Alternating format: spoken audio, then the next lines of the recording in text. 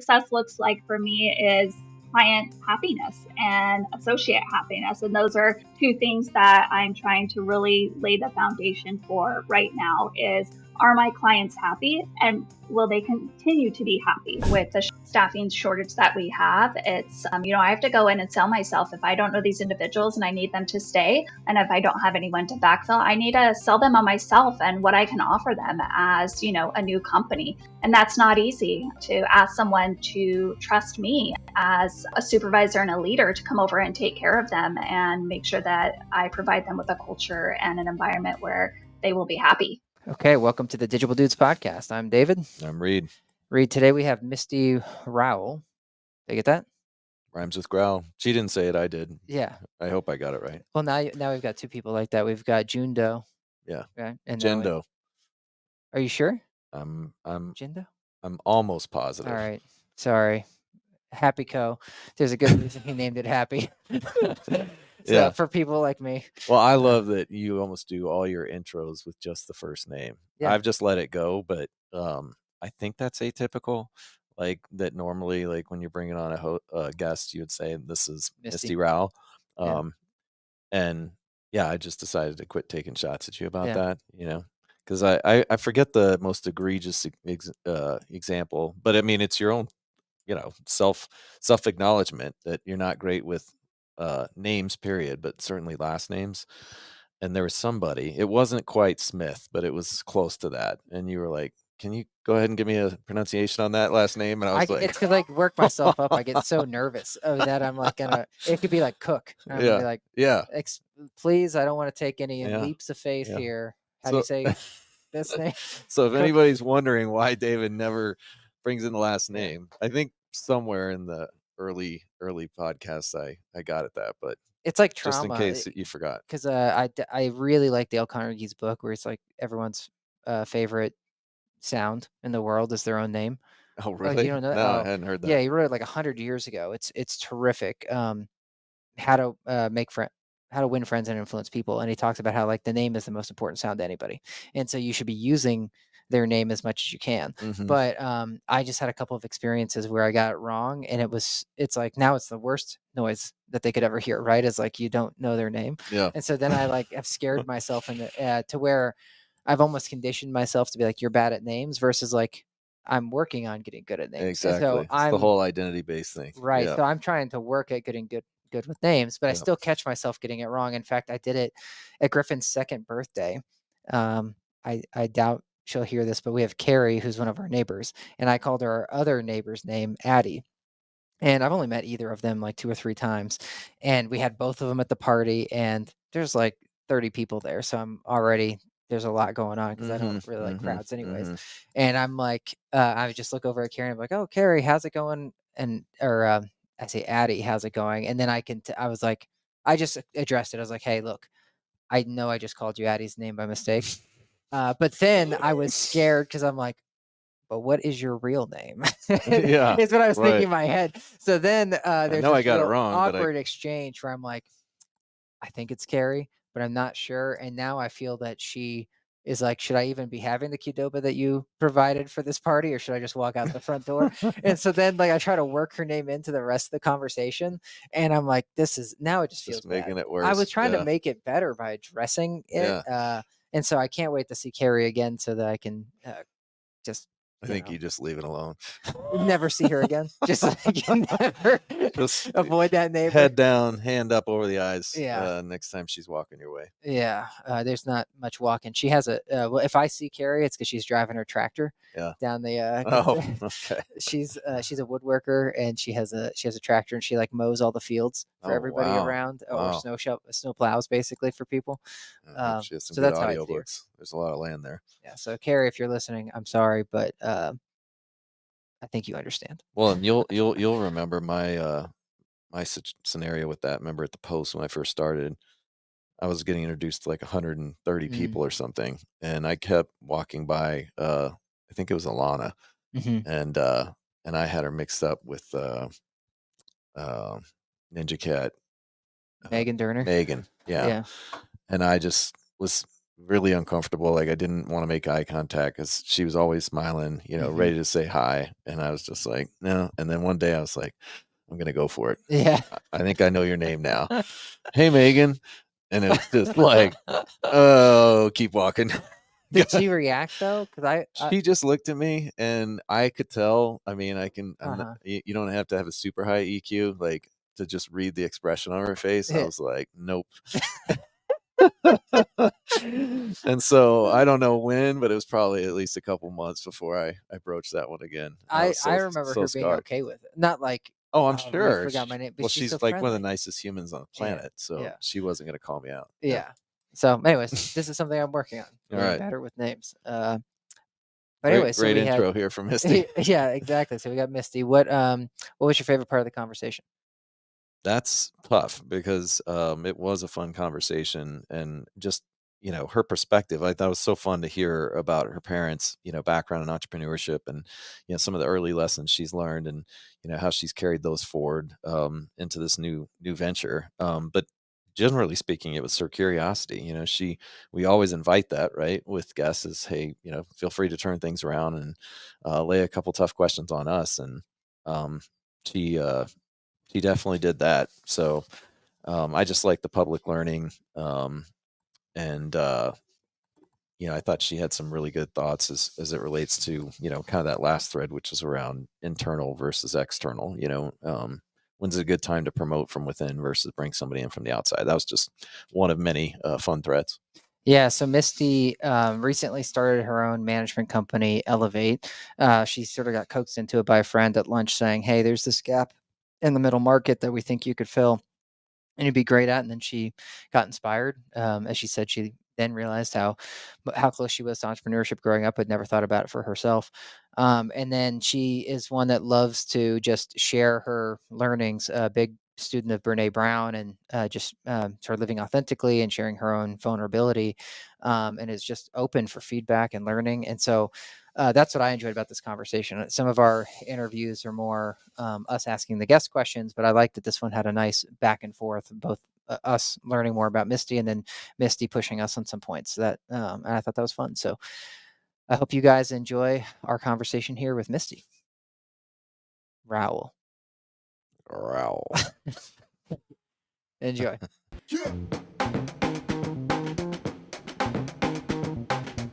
Okay, we're here with Misty. Misty, go ahead and introduce yourself. Hi, I'm Misty Rowell with Elev8 Residential, newly formed company. I think I'm 60 days in as an entrepreneur here in the Pacific Northwest.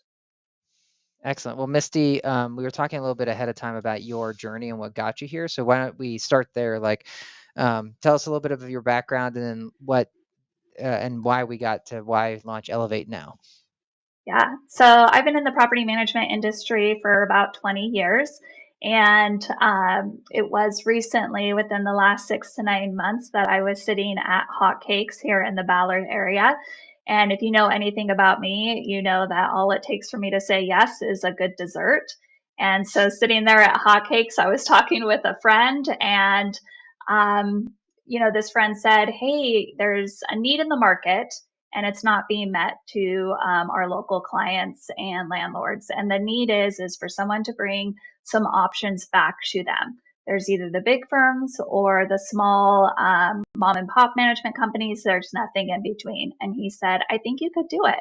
And through that conversation and through, asking questions and exploring more, I set off on a journey to find out exactly what is missing and how I can fill that void and how I can fill that need. And with speaking with local brokers and owners, I quickly realized, there's a need out there, and I can be nimble and I can be flexible and I can bring something to my community and serve those that are working hard to invest in their future and get something going for themselves and for their next generation. And so I launched Elev8 Residential, and it's been all the feelings, nervousness, energy, excitement, a little tears. But it's been really great. Wow. Did you have an entrepreneurial bone in your body, or had you thought about launching a business before? I come from an entrepreneurial family. My mom and dad was raised over in Tri-Cities, which is Eastern Washington. My mom had one of the largest sign shops in the Pacific Northwest for a lot of years. She started drawing signs from our house back when I was a baby, and then pretty soon she got her own shop. She digitalized everything. My dad is a master of all trades. He has furniture stores, he has commercial industry. He's an auctioneer. I love to say that because that's where I get my fast talking approach. Most of my family has gone on to open, their own businesses. So it's definitely in my blood. I I hadn't really thought about it for myself. I actually love the opportunity and the journey that I've had. But it made a lot of sense when I kind of took a step back and thought about what does the next 20 years of my life look like and what can I do for myself and give back to the community with my true values, leadership, knowledge. How can I take that and give back? And so that's kind of what made that decision, but it's in my blood. Hate to say it, it's in my blood. Well, that's great. We'll get to the leadership stuff because that's something I find I think you have a lot to contribute there. But let me close the loop on what was missing. So you're up in the Pacific Northwest. Yeah. What besides like size of the company, because obviously as you start out, you'll be one of the smaller companies, so you can't immediately fill the middle, which it sounds like maybe they were insinuating is missing. But what else was missing besides just like sort of a middle ground option? Yeah, well, especially for these smaller landlords that have 100 units or less, what was missing is true operators in that space. And so, operators that have that on site experience. So, really looking at the financials and uh, creating an action plan for income, reducing expenses, how to centralize. A lot of the small owner operators are getting stuck with companies vending out a unit turn because they don't have a robust floating maintenance team. That's where we're different, is that we do have on-site and floating associates, which centralize. We partner smaller properties up against larger properties and share the cost. And so I think really it comes down to the operational side experience lacking in that small market. Okay, interesting. And then as far as this is something Reed and I have asked others before, since you're in the middle of it, I'm curious what you've already figured out because we haven't gotten a clear answer. But what's it take to start up? Like, let's say like a I don't want to say real property management company, but you're trying to do it, it sounds like, in a way that's more genuine, I guess, as an operator would want to. So what does it take? Yeah. Yeah, what's that like? So I will say from the very beginning, my approach has been to be friends with anyone that I meet and to connect with others. And so I've always found to be a connector, whether I'm connecting myself or connecting two different people together. So I think that I say that because that really led me to where I am today.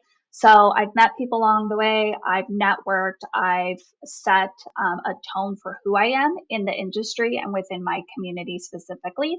And so when transitioning and heading into starting Elev8, I had kind of this foundation of people to go and talk to. So not only clients, but team members, peers, colleagues, and that really helped me set up for success. So when I launched, kind of talking about the hard things, I always want to share my knowledge of what it took. I For me, behind the scenes, I started to get things going, knowing that I was going to have to take that leap of faith at some point to go public and really let the industry know what I was going to do. And preparing for that financially as well. And then for me, I knew that it would probably be 3 or 4 months before I actually had income coming in. So you have to prepare for the business development side. You have to prepare for, contracts to be canceled, 30-day notices, the timing with that. And so behind the scenes, I've like worked all that out so that I could be prepared for when I actually have income coming in and management agreements. But those were kind of the steps that led me here 60 days in. Had lots of conversations, had clients sign up. I have a portfolio. I love to think about failing in safe spaces. And so I strategically went to market onboarding a portfolio where I could work out the kinks with a trusted client who is, rooting for me, but I didn't want to go and bring new clients on without working out the kinks, because we all know that there's things that you don't anticipate. You may have a good game plan, but you have to readjust as well. Yeah, I have one last thing before I toss it to Reed, but more connecting with you on this. When we started Digible, we're starting as we actually didn't totally know what we wanted to be at first. We were like, hey, we just want to, we kind of got thrown into it. Some of our listeners have heard that we had a lawsuit from our last company and it prevented us from doing certain things. So, but ultimately it boiled down to like, well, we think we're going to run some performance marketing campaigns. Yet Reed, myself, Nicole, the three that started the company, we didn't have a robust background in that. We'd been, whether it's sales or operations, but we hadn't been campaign managers before. And so there's the three of us where it's like, okay, now we can get a lot of corporate stuff set up. We can do a lot of the infrastructure stuff, but we need someone that can actually, run the machine. And which I guess in some senses, that's what the client's putting their faith in, is like, okay, Misty, I trust will hire the right people to run the machine, but she'll be corporate for now. And then, behind the scenes, you'll get the right people. For us, it was interesting because we just didn't even know who that was going to be at first. So it's like, by the time we got a client, we're like, oh shoot, we better figure out how to execute this thing, and we got to find the right person quickly. I think with property management, I'm not saying it's not, it's just different. Meaning, because a lot of times when you take over a building, you don't have to replace all the leasing agents. You don't have to replace all the property managers. A lot of times they end up reporting it to you. Is that right, Misty? Yes and no. I think that, associates oftentimes will go and stay with the current property management company because they can quickly backfill them or transfer them. I think that with the staffing shortage that we have, it's, I have to go in and sell myself if I don't know these individuals and I need them to stay. And if I don't have anyone to backfill, I need to sell them on myself and what I can offer them as, a new company. And that's not easy, to ask someone to trust me as, a supervisor and a leader to come over and take care of them and make sure that I provide them with a culture and an environment where they will be happy. That's super interesting, and maybe Reed will touch on that. I just want to make it clear, I wasn't trying to say that makes it easier in some ways. And if you do save all those people to stay with you, that they decide, it's like you're a Jerry Maguire they've never met, right? You walk in and you're giving your pitch about the goldfish or whatever. Yeah. And then they're like, cool, I'll come with you, but you don't know their baggage, and do you even want them on the team? So that makes it really hard. It's just different hard than us, where we're like, shoot, we don't know anybody. Anyways, I'll let you start diving in here. Yeah, my first question is advice flow between you and your parents. So, given that they're both entrepreneurs and I'm guessing have quite a bit of advice to offer, how much are they just kind of spewing versus they know we have to wait until Misty asks? Well, I think that they did a great job of teaching us along the way. We were the kids. I'm a sibling of 9, so we had 9 kids in our family. And so we, worked at the shops in the evening, long hours, and worked on the weekends. It was a family business. And, for my dad's auctions, I'd be selling donuts. And at my mom's sign shop, I'd be pulling the signs out and, hand picking the vinyl and laying things on. And so they taught us along the way. And the thing that I have really applied in launching Elev8 is to learn every position. They, said you need to learn every position that, makes your business run. Because if someone doesn't show up one day, that position still needs, to be executed on. And you don't necessarily want to put all your eggs in one basket. So learn everything about every position and know how to do it well. And don't, just hand something off. You want to have your hands in the pot. You want to be making sure that you're always looking at what's working and what's not working and adjust accordingly. They've been pretty good right now about, letting me kind of run my own thing. It's important, to fail in safe spaces. And right now I can make some mistakes and fail in safe spaces. But those are kind of like the two things that they really instilled with us along the way. Very cool. How would you define success for Elevate? Have you established that yet? And is it kind of broken out by specific horizons, or is there a general kind of success criteria for you that you've already established? Yeah, I've kind of put it into three buckets. Obviously, you have maybe like your financial or your hard KPIs, unit count, client count, maybe financials. I mean, I'm looking forward to the day where I can draw a paycheck. That'll be great. But then also, success looks like for me is client happiness and associate happiness. And those are two things that I'm trying to really lay the foundation for right now is, are my clients happy and will they continue to be happy?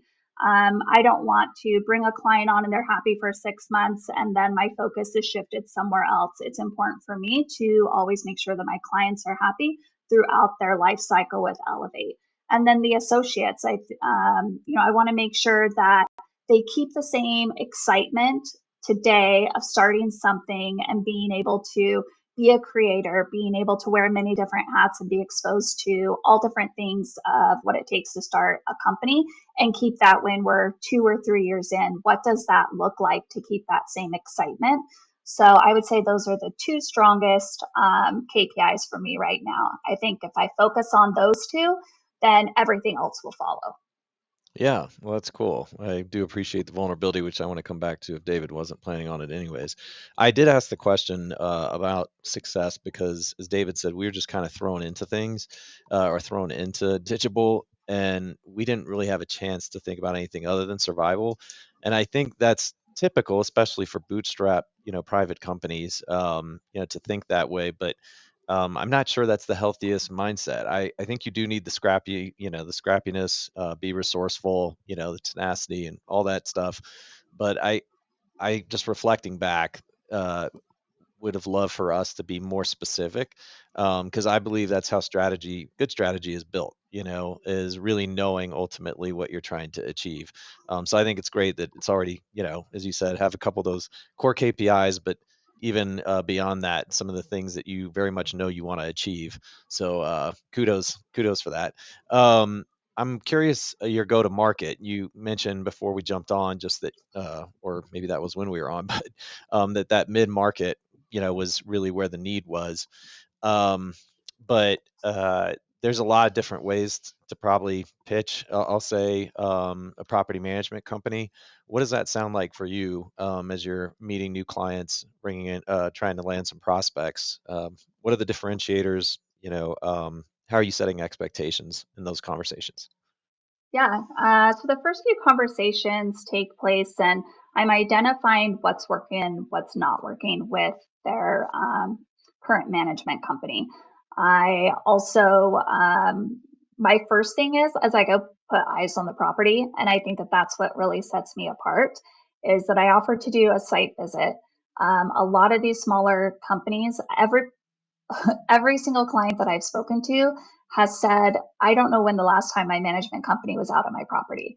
And that's mind boggling to me because as a service oriented business, we have to be on the real estate. We have to be out there seeing what's going on. And so it's that one simple step that I'm taking that sets me apart from the very beginning. I believe in visibility and transparency to my client. And so the fact that I go out there and the first thing I do is lay eyes on the property, assess their risk, acknowledge what's going right, and then also saying, hey, here's some ways that we can improve the physical curb appeal. Because when you start with the site visit, that tells you a lot about what's happening at their property, not only physically, but on the financial side as well. And then after I send a site visit inspection, I ask them if they, for me, actions speak louder than words. And so I'm going to give them the action. I'm going to, that's part of my resume for them, is to get something in front of them so they can see what I bring to the table in actionable items. And then I ask to review their financials and look for opportunities and look for ways where I can increase their income and reduce expenses, because obviously that's going to be a big factor in whether they're going to choose to change management. Is what can I do for them? How can I elevate their their asset, make them more money, and reduce their risk. Cool. One of the things I think a lot of founders feel in that first year or two is the pressure to take any and all business.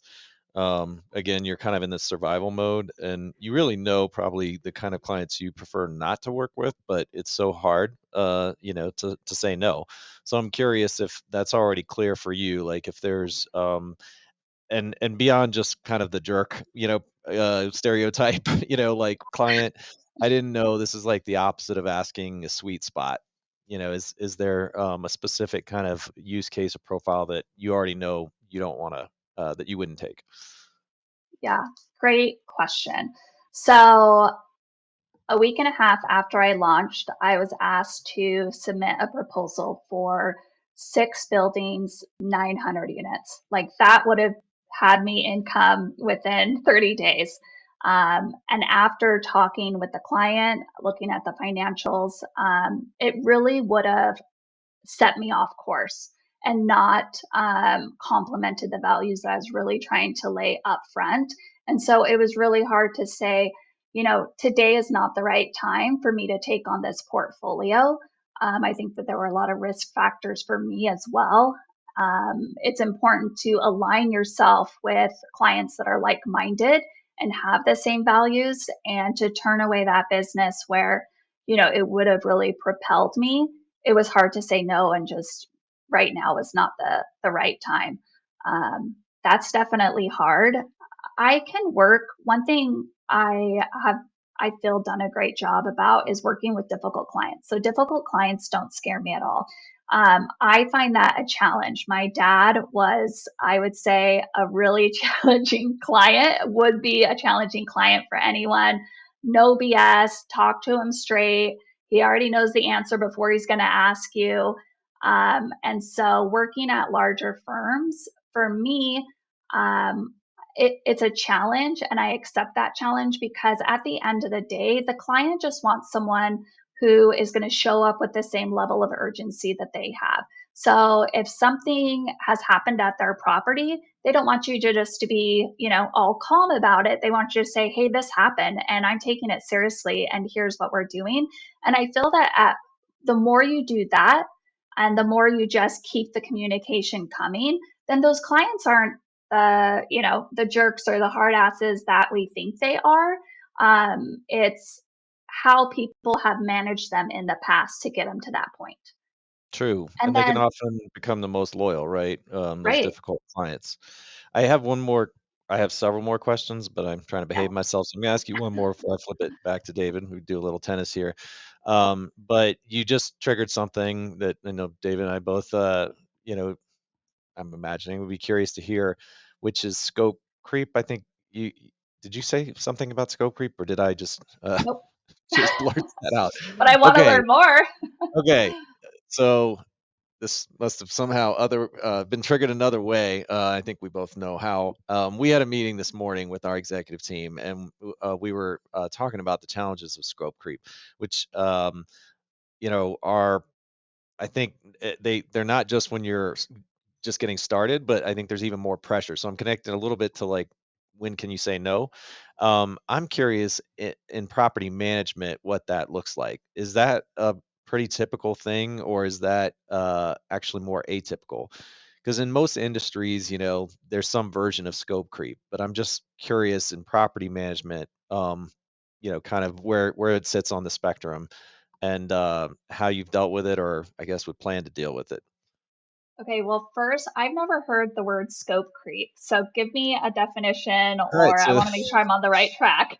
okay, great. So public learning here. So it's not Yeah. a property management thing. I'm already assuming that now since the term was less familiar.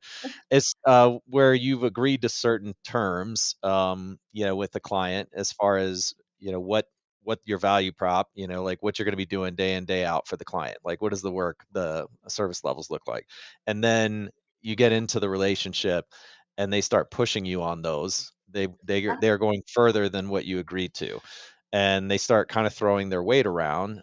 Typically, as the portfolio might expand or grow, it's like, well, now we need you to do this, Misty. And it's like, but wait a second, that wasn't in our original agreement. So that's simply put. I just want to give an example. It could be as simple as your property management thing says, hey, we'll handle maintenance and general like curb appeal of the property. And so underneath that means, hey, we'll vacuum the floors once a day or once a week or whatever. And then someone's like, hey, I expect twice, 3 times, 4. I expect zero spotless floors all the time. And so it can like start with where it's once a week you vacuum, and then it's every day. And now it's like before and after lunch. And your document scope of work may just say like curb appeal, right? But it's like now they can take it and run with it on like what that means to them. Yeah. Okay. So thank you for clarifying. Yes, we see that all over property management. It's real. I think that the key is to have the open communication, but then also to remind them of, what you agreed upon. And if we're going to change this, here's, what your scope looks like. Here's what my scope is going to look like. And having those transparent conversations.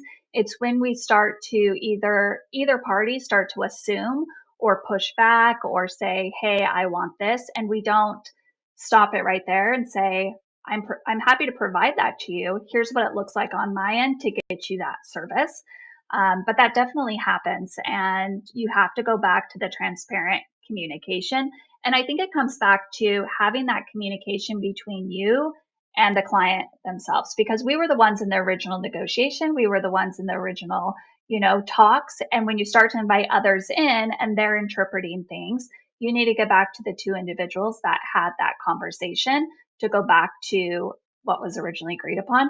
But it's important to be nimble and it's important to be flexible. And that's a lot of the times what we're not seeing with management companies is on both sides, right? Where a client comes into a management company and they're like, no, this is how we're going to do it. Or we promised something, but we changed our mind. It's important to be flexible because your business changes every day. I've changed a lot in the last 60 days. I've had to say, oh yeah, I need to be open to that. So I think on both sides, you have to be nimble and flexible and be able to change the scope, but also do it in a respectful way where neither party's taking advantage of the other party. Yeah. Well, this could be a really fun thread that we could go a lot further with, but I'm sure we have some other things to add too. So maybe we can circle back with this unless you had more that you want to touch on with scope creep.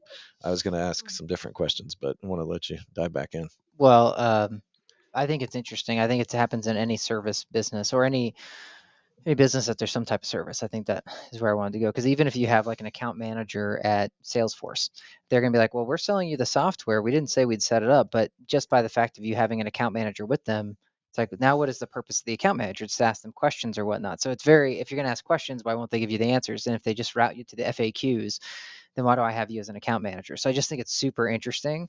In some ways, in my Salesforce example, the reason they're really there is not to help you, but more to like look for opportunities to upsell you. So it's a very disingenuous reason why we have an account manager. It's like, oh, I just want to wait till you say the magic word. And I'm like, I got a package for that I can sell you, right?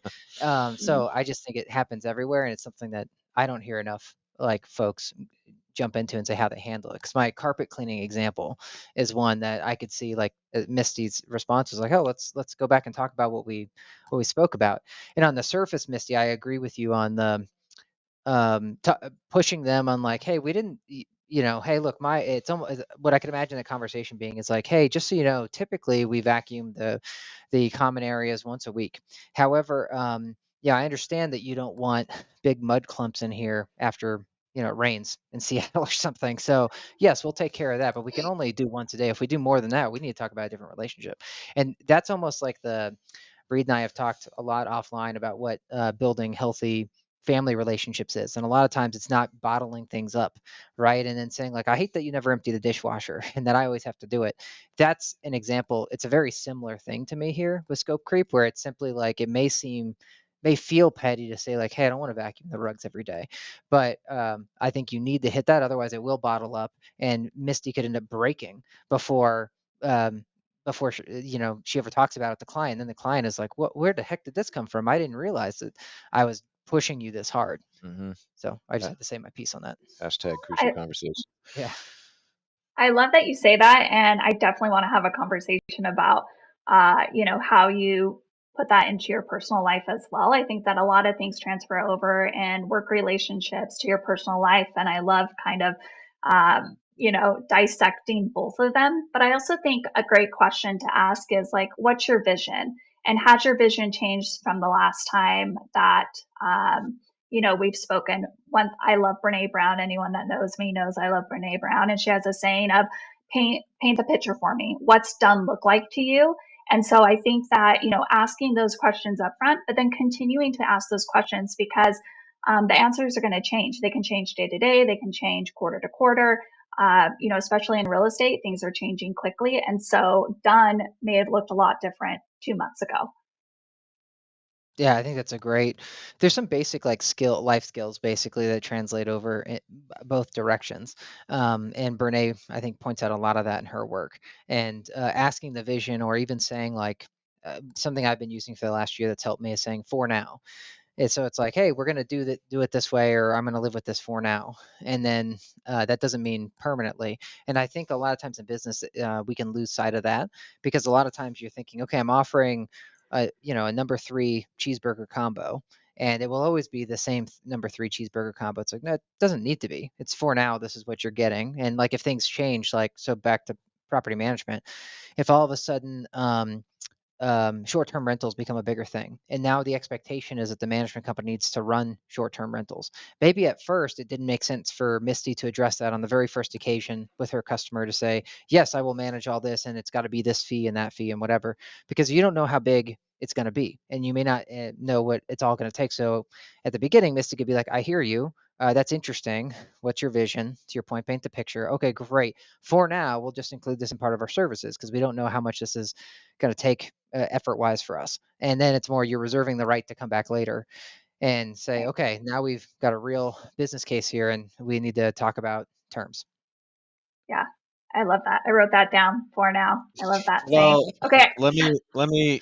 I don't know if this is counterpoint, but let me say this about for now. Disclaimer. There's my disclaimer. That not saying can't still work in areas of your business as you get further along. It is definitely a great piece of advice, I think, in early days.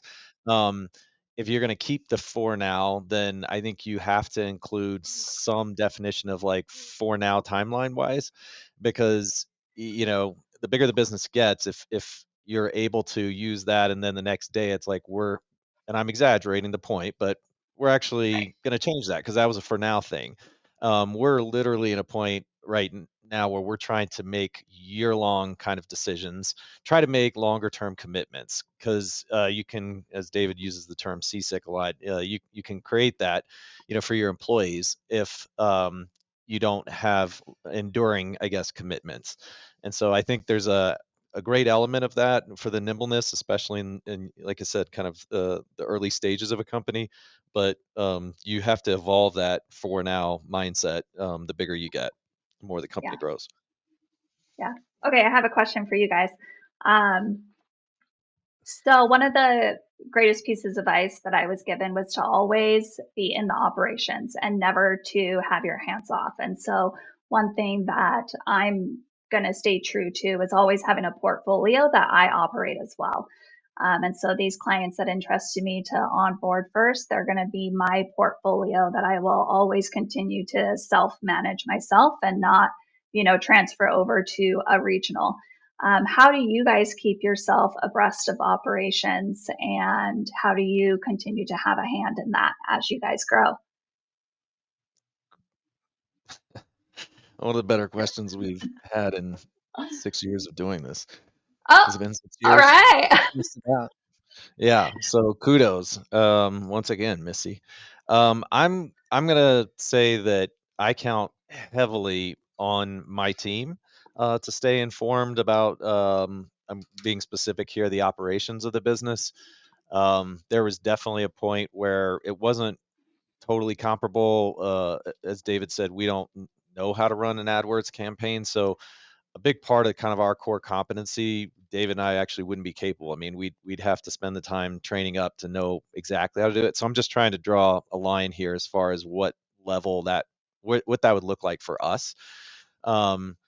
so we have, weekly meetings with our executive teams where we're able to share headlines and specific issues or key, communication points, relative to the full business. And that's where, I guess that's the proximity that may surprise you, or that may not feel like it's close enough. But what I would tell you for yourself and anybody that thinks that way, because it's not the first time I've heard that kind of commitment, you know, is until the trade-off doesn't make sense. So, David has talked a few times on this podcast about Dan Martell's book, Buying Your Time Back. There's another book called Essentialism, that he and I have also both read and discussed, that really would challenge that. I think that mindset is how critical your time is. And I don't want to belittle, in any way. Belittle is not the right word, but the value of what you're describing, because I do think that there is some real value in that. In fact, there was an essay, and David can speak more to this, called Founder Mode, that came out recently from the CEO of Airbnb. Or Yeah. okay, well, it was a thing from Y Combinator that he spoke about on stage. So he sort of pulled from Paul Graham's essay, and he spoke about it at this like private conference. And then, in some ways, unfortunately for him, it people took it and ran with it. It's like Brian Chesky, hates on everybody or whatever. Go ahead. Yeah, but it kind of touches on this as far as like the importance of founders staying close to the business, versus what others might advise. And so I'm not trying to talk out of both sides of my mouth. It's just something that I'd encourage you to Google and take a look at, because it might resonate. But getting back to essentialism and buying your time back, and like until the trade-off makes sense, that's the way I try to think more and more about my role at the company. Is my time is really important, it's valuable to the company, and it may not make sense anymore for me to stay super close to certain aspects of it versus what I could deliver if I was putting in more deep think related to strategic partnerships, or I guess bigger value adds for the business. Maybe it's specific divisions or functions of the company that really needed me to spend more time on it. There's another great book that I encourage you to read. Great CEOs Are Lazy. And that book's always advocating for looking for the next kink in the hose. It's like nothing's more important than a CEO that is doing that efficiently, smartly, and moving on to the next thing. And if you're, I don't want to say bogged down, but if you're like holding a portfolio, for the sake of like staying close, you might again be overlooking something more important or valuable, for you to do. So I know that wasn't a super straight answer, but it's a kind of a complex question when you really unpack it. Yeah. Thanks for the recommendations. I was just thinking about the book Green Eggs and Ham, and he wouldn't think that you should get away from the eggs and ham, or not going to be as green. He's waiting for the laugh, Misty. Sometimes he shoots and it's nothing but net, and sometimes it falls just a little short. No, I think that's great. I think Reed loves it that I take a shot. Yeah, I will always appreciate the shots. You're gonna miss every shot you don't take, and David definitely is a part of that when it comes to his humor habit over here. But Misty, I didn't give you a chance to react to that, other than appreciate that you might take a look at some of these books or suggestions. But yeah, in hearing that, does that resonate with you as far as like there may be a point where that trade-off doesn't make sense as far as you managing your own portfolio versus delegating that to a team, thinking a few years out, as you perhaps build up your headcount, your employees? It definitely resonates. And what I think about when you say that is the mishappenings that I've seen other CEOs, VPs find themselves in. And for, being present in the operation side, as a director, as a regional manager, your next layer of VP or CEOs, they lose track of how to actually operate and run the business. So they're making decisions a little bit more blindly than they used to. But then also at the end of the day, there's this saying, the cleaner gets to pick out the broom, right? And not the owner, because they're the person that's actually doing the cleaning. They know what's going to be most effective. Being 5 positions removed from the cleaner, I'm not going to know what's best, but sometimes we make decisions thinking we do know what's best. And so I think that that's going to have to be something I really look at, to make sure that I have my eyes on the kinks and the hose, but then still, what's best for the operations and still trying to move the business forward. So I love that gave me a challenging, a challenge to look into. I think I don't know until I'm there, and then I can definitely pivot and change. Yeah, still Well, one lots of to my think about. favorite, I don't know if it's a quote or some close to it, I guess, but one of the call outs in that book, Essentialism, is the true essentialist, and that would be the person that is only focused on what really is going to be most meaningful, most productive, kind of outsized impact, and how they go about their lives. So it goes beyond business, it transcends business, but is to evaluate way more and do less than evaluate less and do more, if that makes sense. Mm. So what happens for a lot of, I think, founders, entrepreneurs is the latter, where it's like they're not actually looking at as many options or possibilities. They're focusing in on, a few, and then they try and do all of them. And that actually often is not, the most productive or effective way to go about prioritization or kind of some of those tough choices. It's actually better to evaluate more and do less. So something else to think about. I love that. Thank you. Yeah, I think it can be e- both ways. Like it can be, there's examples where this, what Reed's talking about, because I've read all those books that he talked about too, and I like them. Where you either stay in the business, like you're saying, Misty, and like own a role, or you remove and, like as Dan Martell is saying, buy back your time on it. It's more about knowing what your outcome is from staying involved. So if you're staying involved, it's like, okay, because there's a change. I have a belief that there's a changing landscape, and the demands of a property management person are different now than they were a decade ago. And so therefore, I want to stay up to date on what those are. Okay, great. Is there a better way you could do that versus having assuming a full-time role, managing a Mhm. property or whatever, a portfolio, in order to notice the changing landscape? And I'll give an example here, but people often talk about Steve Jobs and how he's often painted in this very draconian way from when from before he left Apple the first time. But Jim Collins writes about it in his books about how he became this level 5 leader, which is the top leader, when he came back to Apple. And yet everyone's really familiar with how integral he was with product development. And what he did not do was assume the role of head of product, and he's designing the iPhone himself. Instead, he had a standing daily touch point with, I always get the name, it's Ives. Ives is the guy's last name. I forget his first name. Is it also Steve? I thought it was Phil, Oh. but then I'm thinking of Phil Ivey, who's Yeah, the the poker poker player. but Yeah, I knew. whatever. It's Ives is the guy that the famous Apple designer. Anyways, he would just meet with Ives every day and say, okay, what did you do? Like, what's different? And give quick iterative feedback. So he didn't have to assume the full-time role in order to stay close to the product, in order to make sure it really had customer first in mind. So I think that's a great example of showing, like, okay, he hired someone that's better at the job than himself, yet he's staying close to it because he knows it's really important for the future of the company. And he's minimizing the time that it's taking him to put into that product before launch. So yeah, I think, but in the early days, it may be more of the flip, where you're doing it at first until you determine what the average or what expectation for this role should be. And then generally property management doesn't change as fast as, like, I don't know, an AI company. So you don't have to stay as close to it. It's like, okay, for 10 years, this will probably be fine. Right. And then, then you can come back and spend more time on it. So it's Yeah. just some more context there. Yeah. So you said something really great, which I think that would be a next segue is, hiring someone that maybe has better knowledge than you or is smarter than you. We've all heard that term of hire someone that's smarter than you.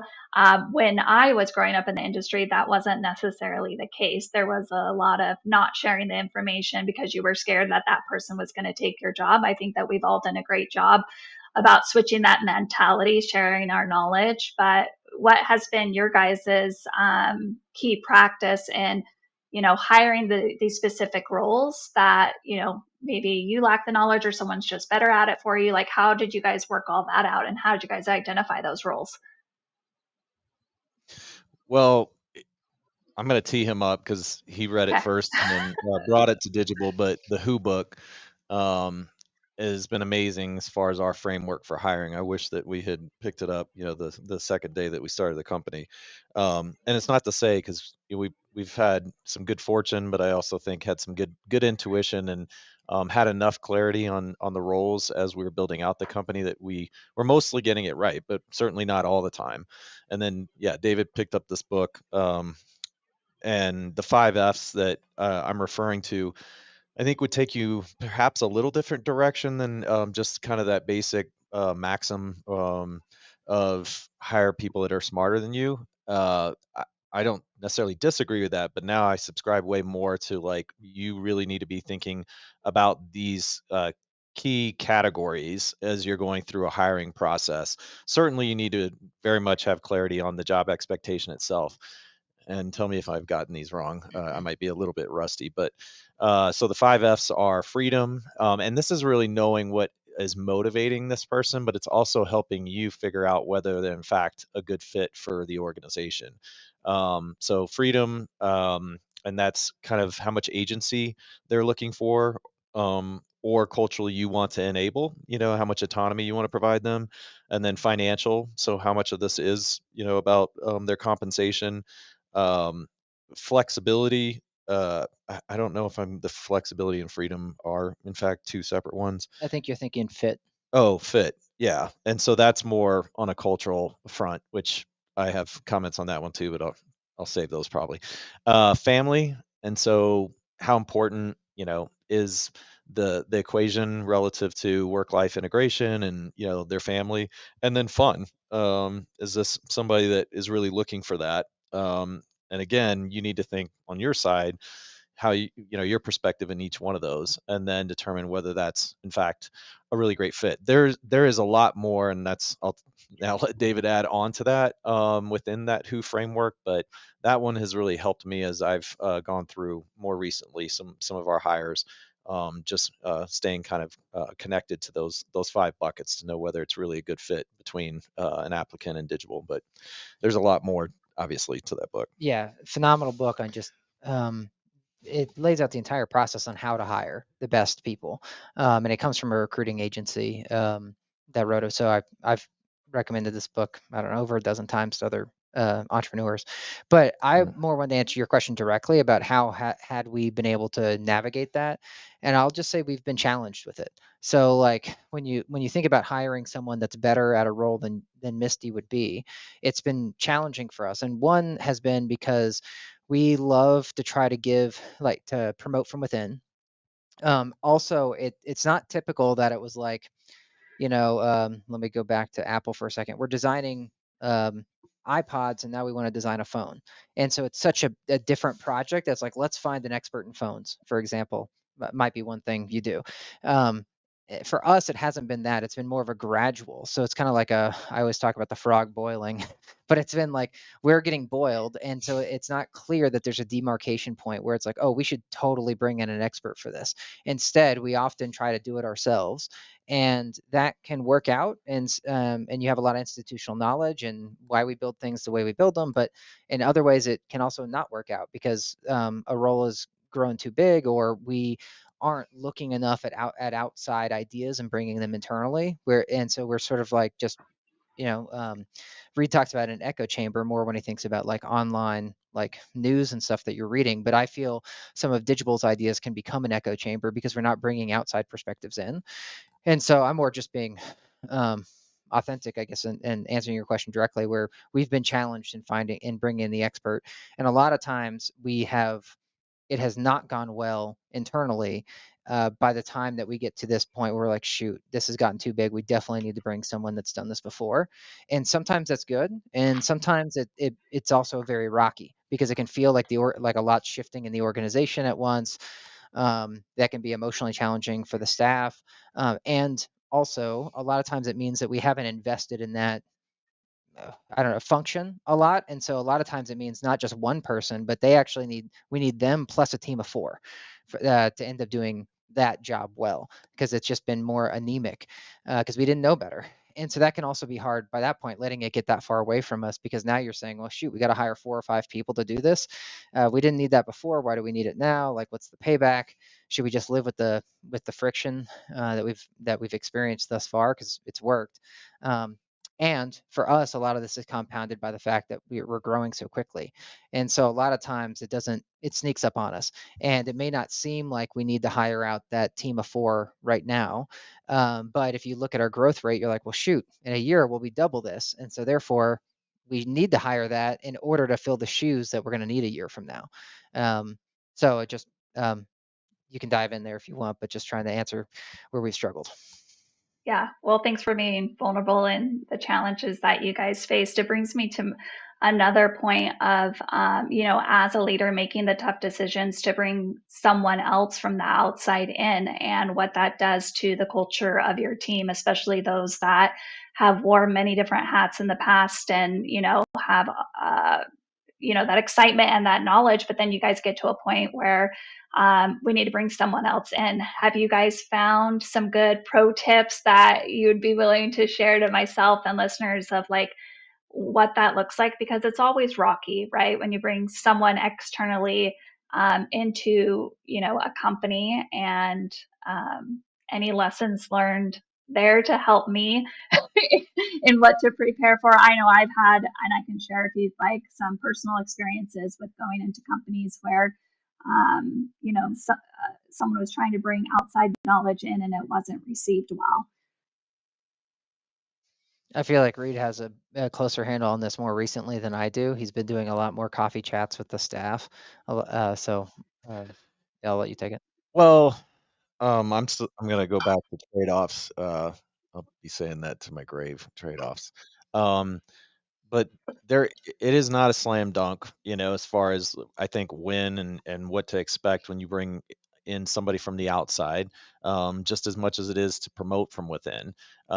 You really have to kind of break that down as for what you think you need. David talked about, and that would be part of the equation or the formula that you'd probably decide around, is how much growth do we anticipate? Is it time for us to be thinking about doubling the size of our company, or not?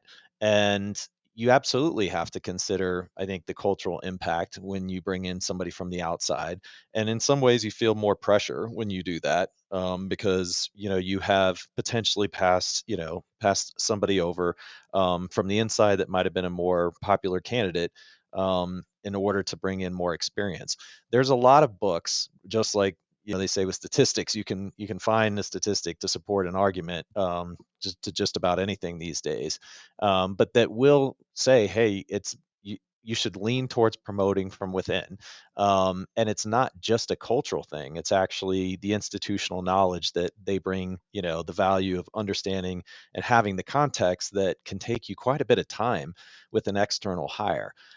So my biggest lesson more recently is that when you do bring in from the outside, one of the most valuable things you can do is invest in context.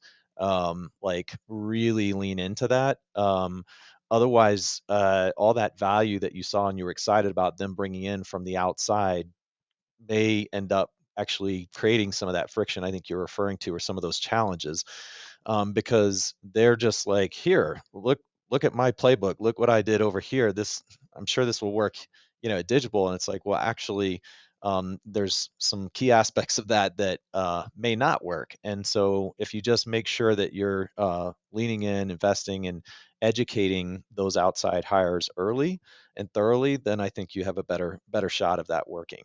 I, generally speaking, have shifted a little more towards, when there's less risk, lean internal.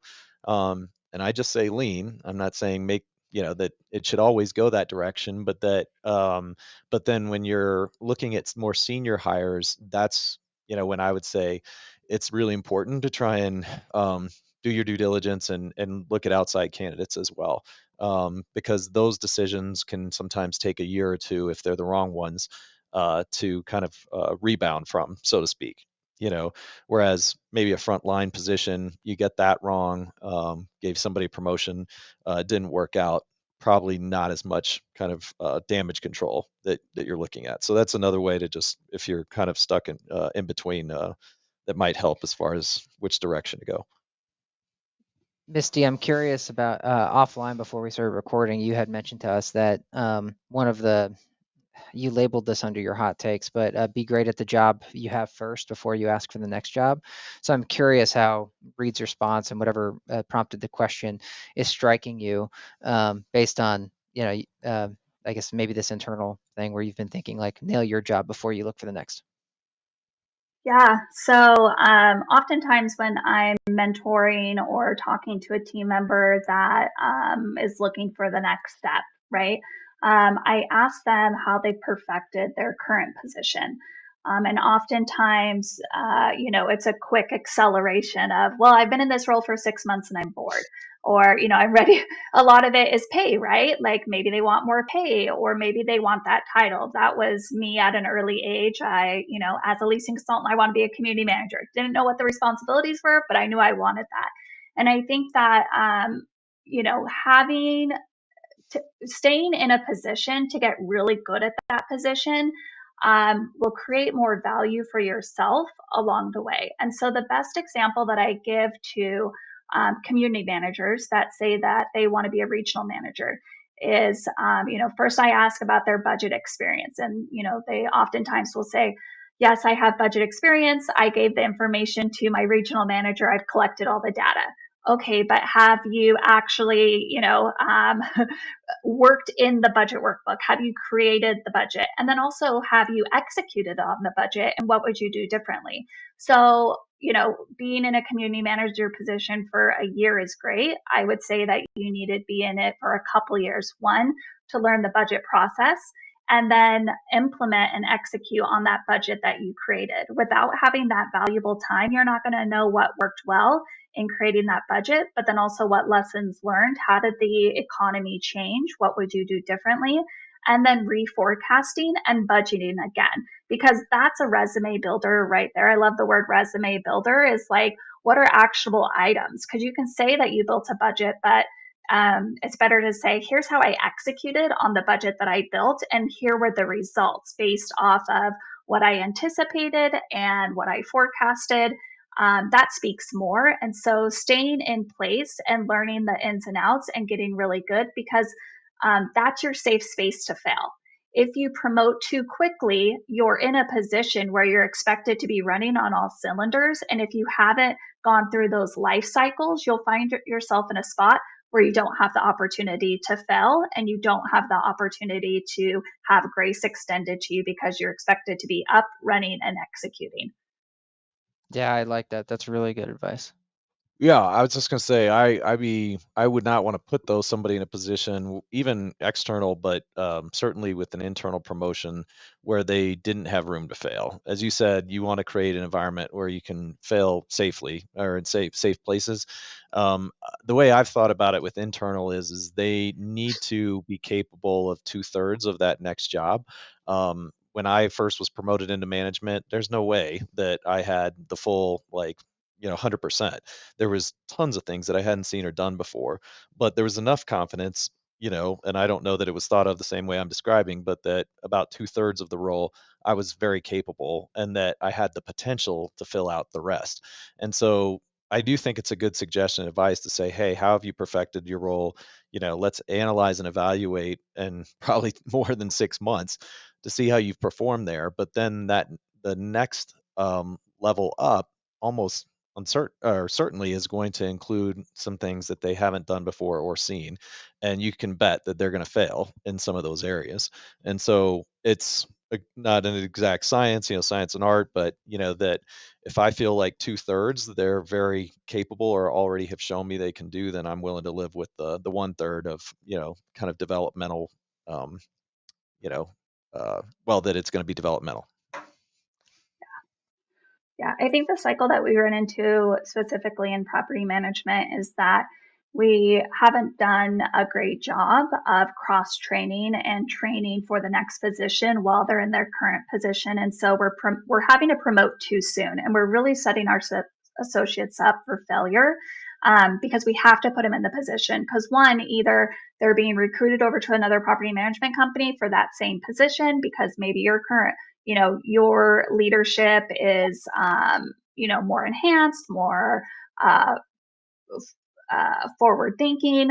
And so you don't want to lose them. So you're offering them this position that they're not really ready for. And so we're in this cycle right now of promoting too early.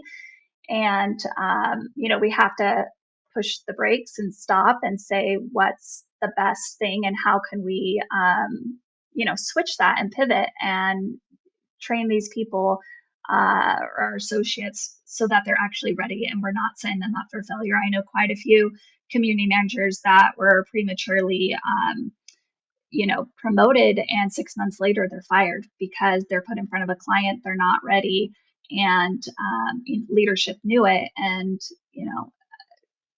parting ways with someone is never easy, and as leadership, we take that on, right? We take that responsibility on, and I think we need to reevaluate that in our industry, in my industry specifically.